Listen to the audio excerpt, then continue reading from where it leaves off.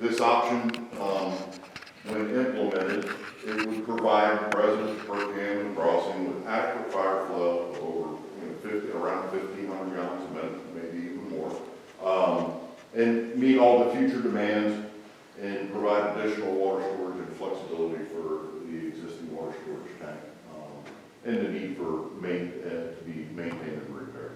So that kind of gives you the best cost for benefits options, and that's our recommendation. And this is a breakdown of everything we looked at a very high level. So this would be the 1,000-gallon-a-minute fire pump at about $100,000, the installation of the concrete pad for the fire pump, electrical upgrades that would be needed, site excavation and paving, a surge relief valve, so if you had a high pressure event out in the system, it would relieve the water back into the existing tank, so it wouldn't cause any water hammers out in the system causing leaks, et cetera, et cetera. This would be 10-inch water service connection installation, the 100,000-gallon concrete foundation, a bolted steel aqua store tank was the most cost-efficient one. They are very good tanks, and that was approximately $280,000. If you went with a concrete, so very similar to the existing one, what's called a D110, which is a post-tension concrete structure, you're looking at about $4 per gallon, so it would be close to $400,000 to have that option. Welded steel came out a little bit less than that at $350,000. So for this total, we use what's called the bolted steel aqua store tank, which is a glass fuse line tank that's bolted together. And that would include the engineering and a contingency for things that we might have overlooked. And that came out to almost $4 million. What's the life expectancy of the tanks? Of the tanks, the aqua store tanks, Yeah. they get 20 to 25 years of useful service. They typically need to be serviced and have the joints re-caulked, if you will, the bolted joints, about every 10 years. I've seen them go as long as 40 years and still going. If well maintained, you can get well over 40 years. So scenario 2, which is same scenario 1, but including the water main, you can see all the costs are the same, except for we added in the 12-inch water main replacement and restoration at 2,300 feet at $250 per foot is $575,000, so $500,000 to upgrade that water main going up through the center. And that has a lot of benefits to it for the sizing of the pump and reliability of the system. And again, it showed all the other things. So Jamie Laura was the PE that worked on this with myself, and Cindy provided a lot of information, and I thank her for being my sidekick tonight. Definitely. She did a great job. So any questions? Yeah, you said the current is the 8-inch main running up the main. That is In correct. the middle. What are the shoot-offs going to the hydrants? Are they 4-inch, 6-inch? We were told 6-inch. Okay. When we originally did the original one, we assumed that everything was 8-inch because we didn't have any information to tell us different. Right, I always heard the saying that they were smaller too. And that's fine, that's pretty standard. Now, if we increase that to 12-inch, like one of the plans is, would we have to increase the shoot-offs too? No, Okay, so we could keep them at 6-inch. correct. And you could do all the other mains that are existing 8-inch. So the only one we're doing is the one up Buck Run, basically, Right, valley main down to the plant. So it would be from the plant up Valley Run and then up Buck. So Right. basically cutting right through the center of the development. So And you- so everything that's existing 8-inch would tie into that 12-inch. So you're telling me you could achieve 1,500 gallons per minute by changing the main to 12 and adding water capacity? in some Correct, form? and with the fire pump, yes. Okay, It all hinges on the fire pump when it comes down to it. Right. So whether you want to flow 1,000 or 1,500 or 2,250, we kind of did all the scenarios. What is your time frame that you could start this? If a good fairy came down and dropped the money on our lap, could you start it tomorrow, or are you out? We a could month? start the design within a few weeks, yes. And design would probably take several months, I would say, so by fall, you could be bidding and probably under construction next spring, if all the stars aligned. That's a lot of ifs. How long will construction take? It would depend on the contractor, but typically for something like this, I know the bolted steel tank, you're looking at probably 10 weeks. For the water mains, you're probably looking at 6 to 8 weeks. So all said and told, I think you could do it in probably 24 to 30 weeks. It would, a lot of that would depend on your bidding time frames. Is there any downtime for the residents as far as water cooling? We would do everything possible to minimize any service interruptions.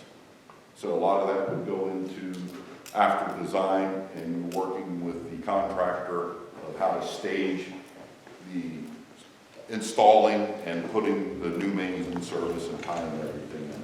So we can minimize that to a great extent. Yes, sir. Is there any way we can get, this for the board, is there any way that we can get maybe state or federal grants to help out? We believe so. We think so. We'd have to apply, which would add to the time frame, but we could certainly apply. There is a fair amount of funding available right now, particularly for utility projects. And there's going to be more released later this year. And we can help you on that as much as you want. We've got people that specialize with that stuff. I'm sure they do too. Grant packages, she's done a bunch of them. We did 32 of them this past round. It was crazy. Anyways, sorry. I have a couple of questions. Sure. Do you know what the current lifespan is of this tank that's currently there? 100,000 gallon? Built in the 90s, typical concrete storage tank, you're looking at 25 to 30 years. If it's well maintained, you can get 40 to 50 out of it. So, question I have is if we were to go with one of the plans, Mm-hmm. where you're putting a new system in, tanks, Build a new tank a little bit bigger so you could take that one out of it service. sounds like the lifespan might be, You're probably at least 3/4 of the way through your lifespan, yes, sir. the next thing That is, is definitely something to consider. the next thing is, you said, when Chief Corcoran was bringing up 1,500 gallons per minute on the offshoots coming off the main, right, off a 12-inch main, if that's what the option is. Mhm. It's voted on. You were speculating 6-inch mains, right? Are you sure? That would about need to be confirmed, yes. Our understanding is from discussions with the staff said they are very confident and there are, the service levels of the hydrants are 6 inches. That's what- Current 8 inches, 6 inch? That's what Steve said when he flushed them. He said there's a way that you open the pipes to determine the size. And Open the count the valves number of to turns. determine, yeah, he counts the number of turns. Rule of thumb is number of turns is 3 times the size of the pipe. But that's an antiquated system. now. Yeah. Yeah, Well, it's a rule of thumb. so we would have to confirm I it. have a question for Chief Corcoran. Chief, do you have any comments on that? Do you know of any, if they are? I know you asked the question, but is there any way to find out? Yeah, I didn't see it in the study what the size of the offshoots were, that's all. Yeah, it's something that we were told later. We made the assumption that, based on what we knew knowledge-wise and the available information, we made the assumption of 8-inch lines for everything. It was later confirmed after we finished the first, and we went back and revised the hydraulic model for 6-inch laterals for all the hydrants. Because for years I was told there were 4. So it, Okay. yeah. So we need I'm to using the confirm. best When our old available chief model. was here, Dennis, yeah. Yeah, I'm just using the best available information we have. Well, you know once you dig one up. That's the sure way of doing it. Right. So that's not my call, though. And you're saying that the best plan for now, most cost effective, efficient. For the benefits that you want to Protect that development is, Option 50, two, yeah, option 2, which is 1,500 gallons per minute. yes. Are you comfortable with that? Oh, absolutely. The minimum FPA. It's 1,000. Is 1,000 at the current time. Yeah, but I'm looking for build out, I might not. Yes, absolutely. That's why we went with the 1,500 as the, And Chief Corcoran, you think with 1,500 gallons per minute coming off of the pipelines with the TTF that's currently in? Yeah, like I said, still asking You for, can get additional flow volume? yeah, we're still bringing the tankers and use that water as well. And they set up their own, so we might have some lines running at 1,500 gallons per minute, and some other line may maybe running at 1,250 off a different water source. Okay. What's your tanker hold right now? 3,000. 2 minutes worth roughly, if you're running 3 If you're running 1,000 gallons per minute. And just one of it, maybe incidental, but the steel for these tanks, where's the steel coming from? US? yeah, I mean, that's part of what we would do during specification time period. So we would specify under the Buy American Steel Act, Okay. That's all I- which is standard for all municipal projects. Thank You're welcome. Anything else? Is it possible to get a copy of your presentation? What's that? Is it possible to get a copy of your presentation?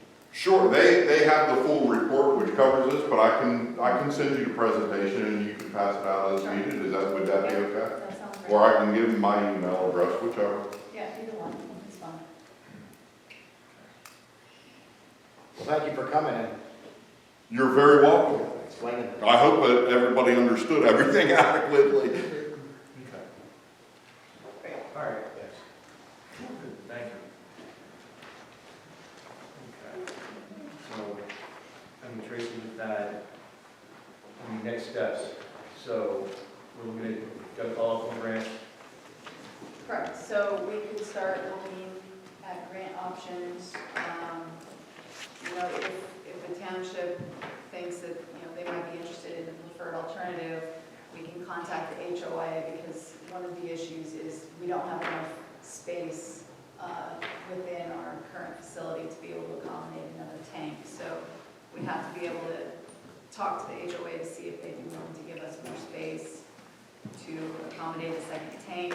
And then we'd want to start looking at some financial assessments regarding how we would finance this. All right, Can I ask one Joe, question? Tracy, I know you worked on this for a while. Is there any way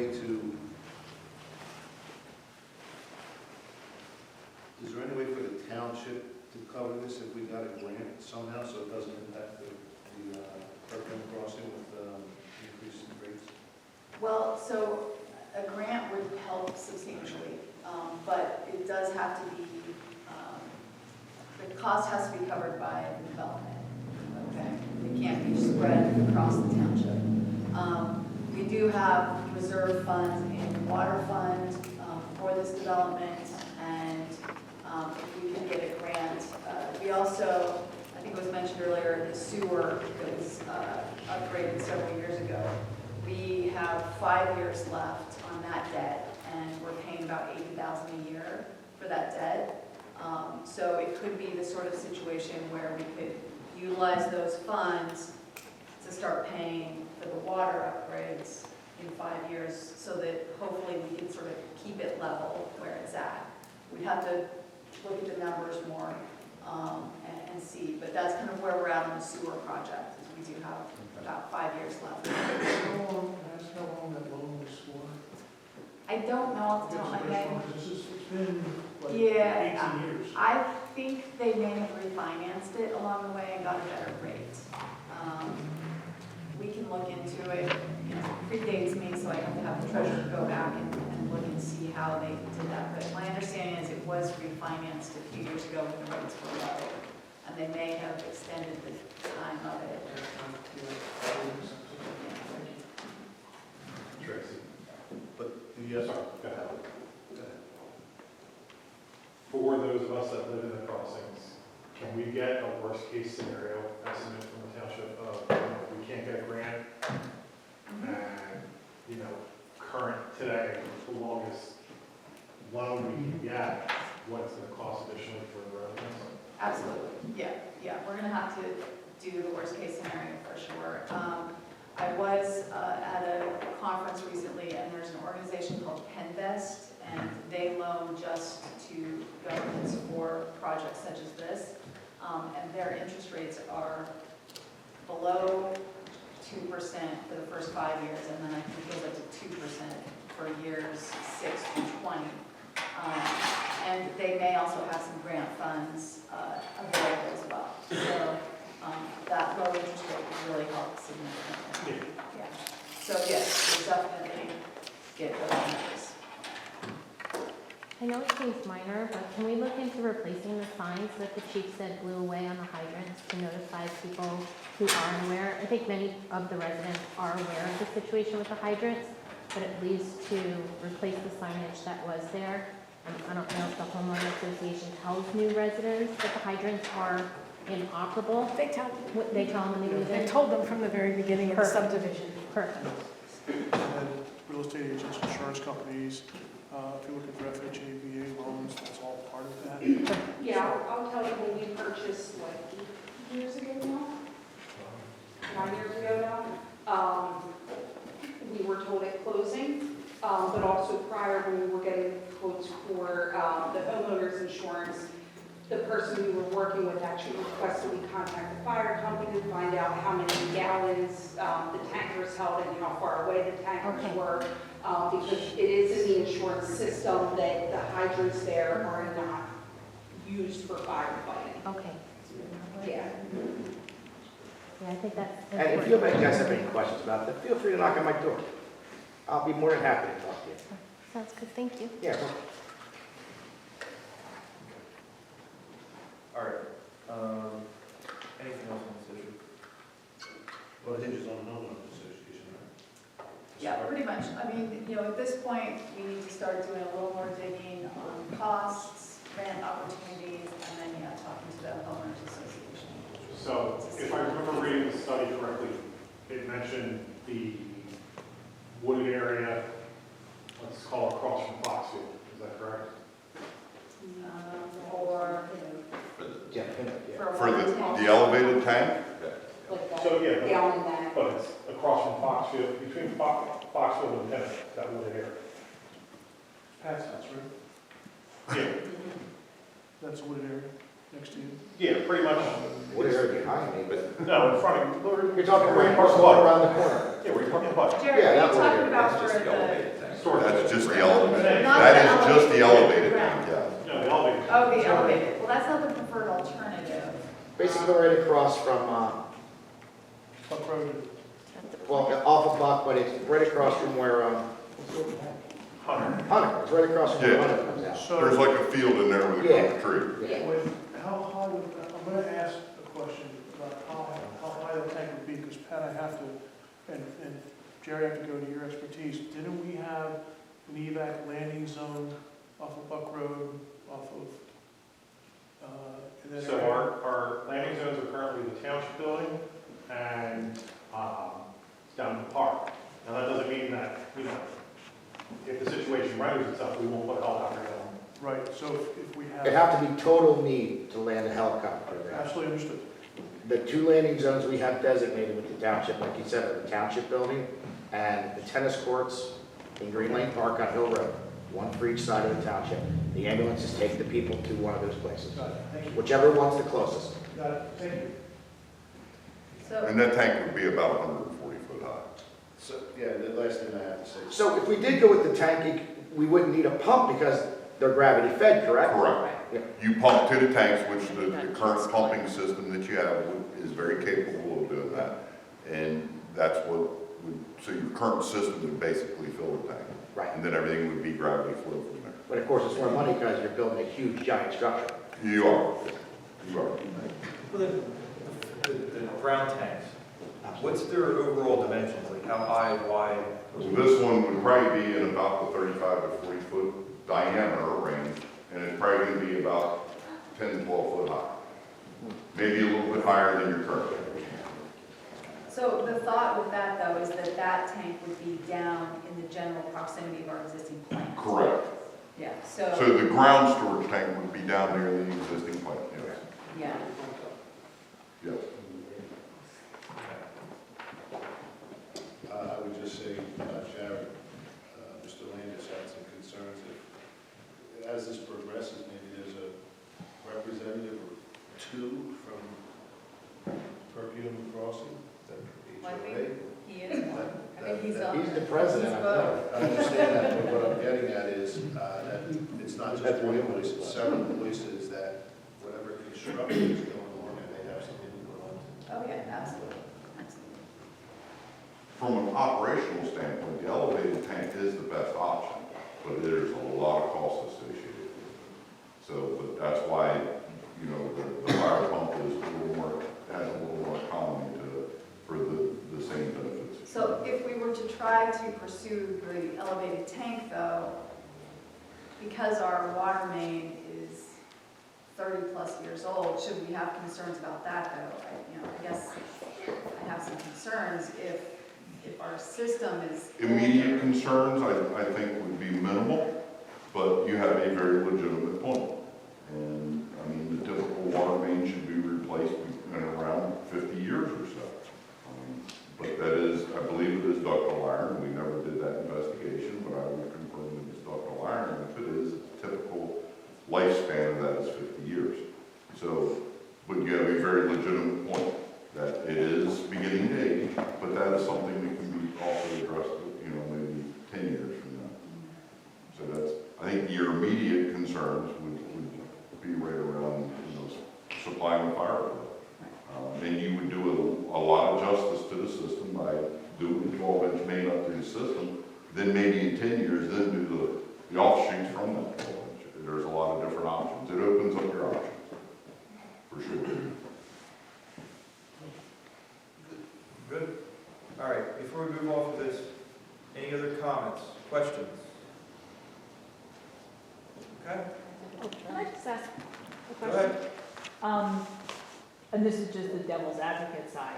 If the development is grandfathered, and it seems as though, Chief Corcoran over here is saying that the tankers have been working, the tanker supply has been a good solution, do you have to go forward with this? Or is the tanker solution acceptable going forward since it's grandfathered? I think there's a key factor there, and Chief, you can back me up on it, is, you know, most of the fire companies are volunteer services, so you cannot count on it. That's, you know, getting the amount of response that you would expect maybe during the day and night. I don't think that that's a viable option. Do you, Chief? Yeah, well, it's been working, and remember, this isn't just Perkiomen Crossing that doesn't have hydrants. It's the whole township. There are no working hydrants in this township. We have a dry system at Frederick Living, which we have to suck water out of the pond and pump back into the system to get water to it. So I have to dedicate a truck to that. We're trained on all of this. And